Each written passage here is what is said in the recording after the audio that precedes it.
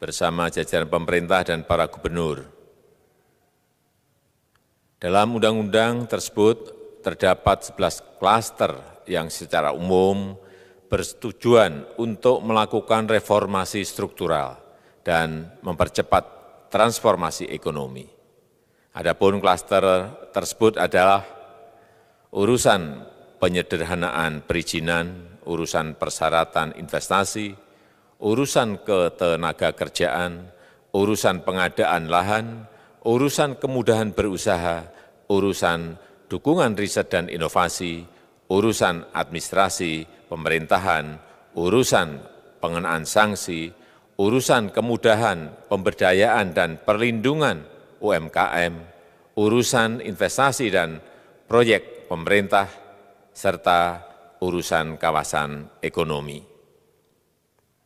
Dalam rapat terbatas tersebut, saya tegaskan mengapa kita membutuhkan Undang-Undang Cipta Kerja.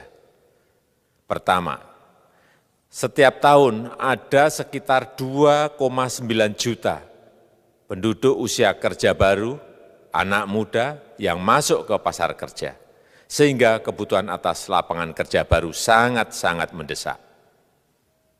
Apalagi di tengah pandemi, terdapat kurang lebih 6,9 juta pengangguran dan 3,5 juta pekerja terdampak pandemi COVID-19.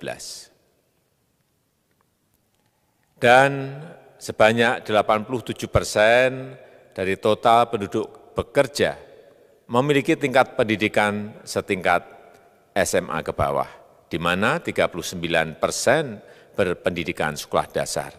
Sehingga perlu mendorong penciptaan lapangan kerja baru, khususnya di sektor padat karya. Jadi, Undang-Undang Cipta Kerja bertujuan untuk menyediakan lapangan kerja sebanyak-banyaknya bagi para pencari kerja serta para pengangguran. Kedua, dengan Undang-Undang Cipta Kerja akan memudahkan masyarakat, khususnya usaha mikro kecil, untuk membuka usaha baru. Regulasi yang tumpang tindih dan prosedur yang rumit dipangkas. Perizinan usaha untuk usaha mikro kecil, UMK, tidak diperlukan lagi, hanya pendaftaran saja. Sangat simpel. Pembentukan PT atau perseroan terbatas juga dipermudah. Tidak ada lagi pembatasan modal minimum. Pembentukan koperasi juga dipermudah. Jumlahnya hanya 9 orang saja. Koperasi sudah bisa dibentuk. Kita harapkan akan semakin banyak koperasi-koperasi di tanah air. UMK, usaha mikro kecil yang bergerak di sektor makanan dan minuman. Sertifikasi halalnya dibiayai pemerintah, artinya gratis. Izin kapal nelayan penangkap ikan misalnya, hanya ke unit kerja Kementerian KKP saja. Kalau sebelumnya harus mengajukan ke Kementerian KKP, Kementerian Perhubungan, dan instansi-instansi yang lain. Sekarang ini cukup dari unit di Kementerian KKP saja. Ketiga, Undang-Undang Cipta Kerja ini akan mendukung upaya pencegahan dan pemberantasan korupsi. Ini jelas karena dengan menyederhanakan, dengan memotong, dengan mengintegrasikan ke dalam sistem perizinan secara elektronik, maka pungutan liar, pungli dapat dihilangkan. Namun, saya melihat adanya unjuk rasa penolakan Undang-Undang Cipta Kerja yang pada dasarnya dilatar belakangi oleh disinformasi mengenai substansi dari undang-undang ini dan hoax di media sosial. Saya ambil contoh, ada informasi yang menyebut tentang penghapusan UMP, upah minimum provinsi, UMK, upah minimum kota kabupaten, UMSP, upah minimum sektoral provinsi. Hal ini tidak benar.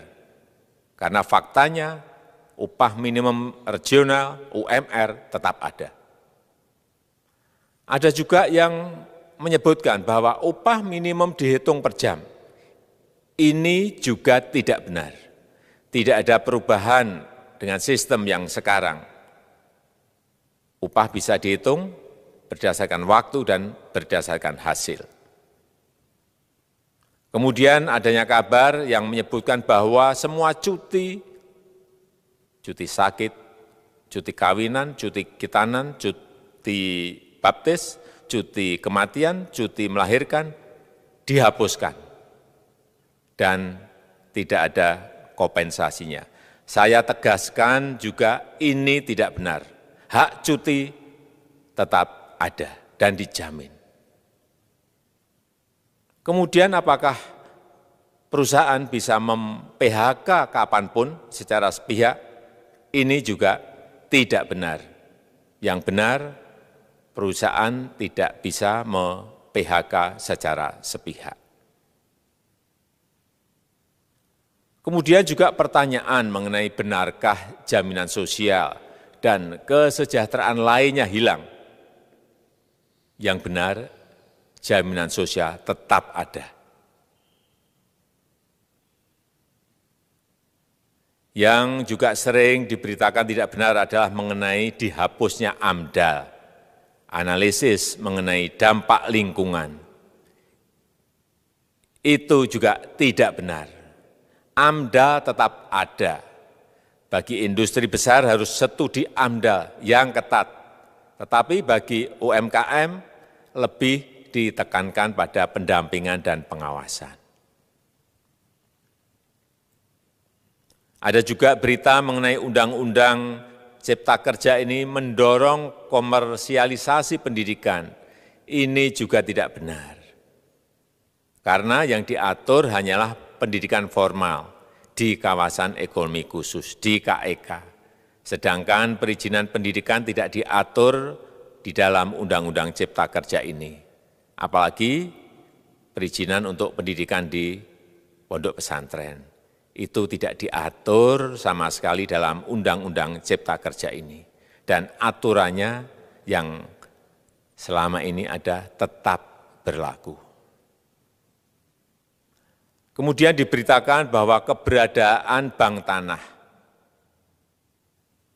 Bank tanah ini diperlukan untuk menjamin kepentingan umum, kepentingan sosial, kepentingan pembangunan nasional, pemerataan ekonomi, dan konsolidasi lahan serta reforma agraria. Ini sangat penting untuk menjamin akses masyarakat terhadap kepemilikan tanah, kepemilikan lahan, dan kita selama ini tidak memiliki bank tanah. Saya tegaskan juga bahwa Undang-Undang Cipta Kerja ini tidak melakukan resentralisasi kewenangan dari pemerintah daerah ke pemerintah pusat. Tidak ada. Perizinan berusaha dan pengawasannya tetap dilakukan oleh pemerintah daerah sesuai dengan NSPK, norma, standar, prosedur, dan kriteria yang ditetapkan pemerintah pusat. Ini agar dapat tercipta standar pelayanan yang baik di seluruh daerah, dan penetapan NSPK ini dapat nanti akan diatur di dalam PP atau peraturan pemerintah.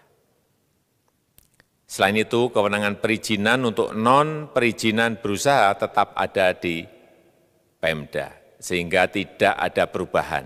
Bahkan kita melakukan penyederhanaan, melakukan standarisasi jenis dan prosedur berusaha di daerah.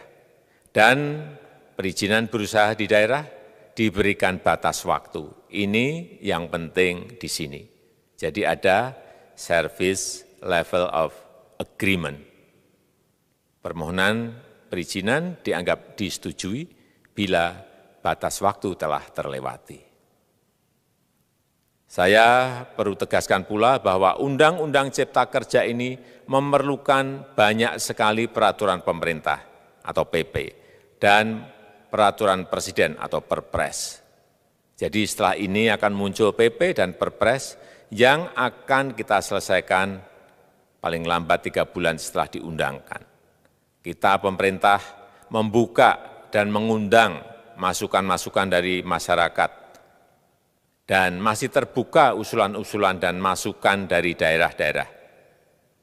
Pemerintah berkeyakinan melalui Undang-Undang Cipta Kerja ini jutaan pekerja dapat memperbaiki kehidupannya dan juga penghidupan bagi keluarga mereka. Dan kalau masih ada, jika masih ada ketidakpuasan terhadap Undang-Undang Cipta Kerja ini, silahkan mengajukan uji materi atau judicial review melalui MK, Mahkamah Konstitusi. Sistem ketatanegaraan kita memang mengatakan seperti itu. Jadi, kalau masih ada yang tidak puas dan menolak, silahkan diajukan uji materi ke MK. Saya rasa itu yang bisa saya sampaikan pada kesempatan yang baik ini.